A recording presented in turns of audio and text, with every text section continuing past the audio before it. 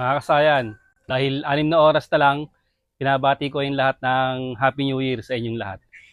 Ingat kayong lahat at God bless. Ang tutorial natin kasayan tungkol sa pagpapaingay na pagsalubong sa New Year.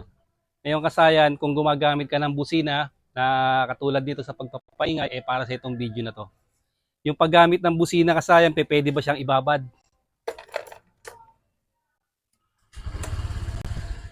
Pag ang busina mo kasayan ay walang relay, kailangan hindi mo siya ibabad. Kailangan pagka bubusina ka, paano lang siya, pajab-jab lang. Pajab-jab lang yung busina. Pero pagka may relay ka, pwede mo siyang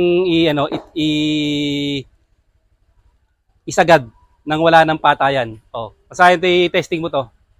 Busina mo habang hinahanap ko yung remote. Diinan mo lang.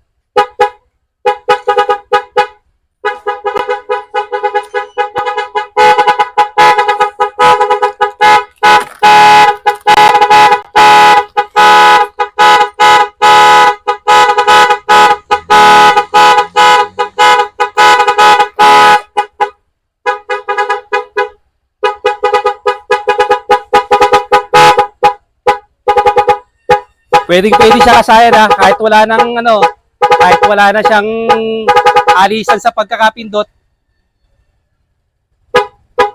Ito sa harapan. Kahit wala na siyang alisan sa pagkakapindot kasayan, walang problema kasi naka-relay naman tayo dito.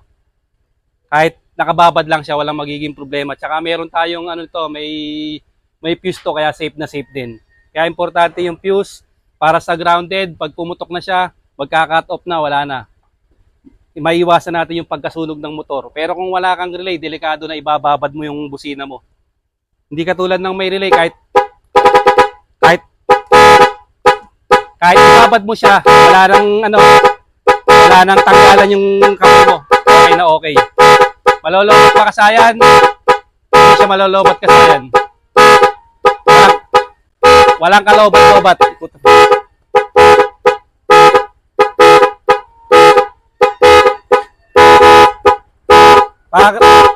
Para kasayan na makita nyo na wala siyang kalobat-lobat, tignan nyo yung voltmeter nyo.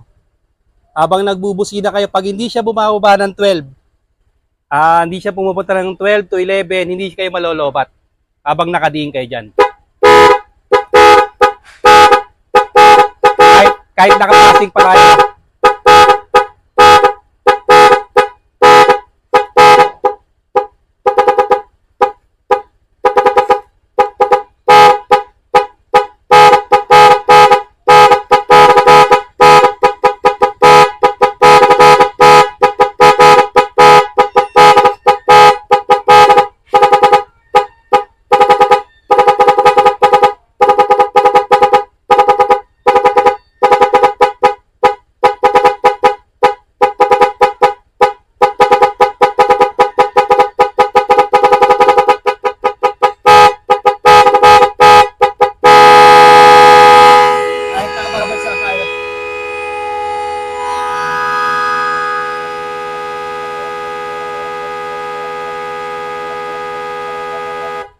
Walang magiging problema kasi wala kayong magiging lobat yan. Basta nababantayan nyo yung voltmeter nyo.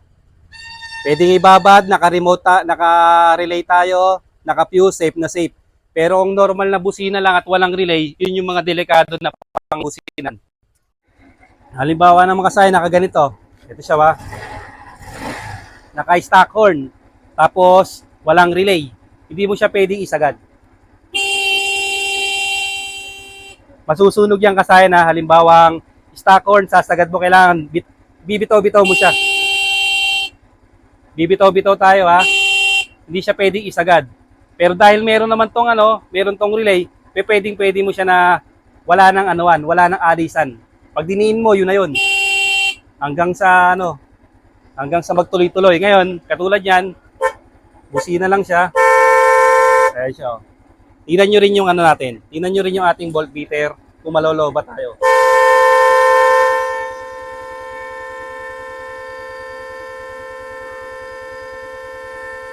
Kumbaga, kung makikitang malolobat, pwede ka magsabay niyan.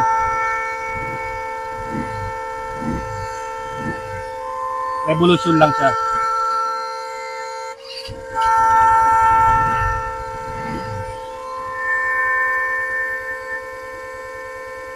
Para maiwasan yung lobat.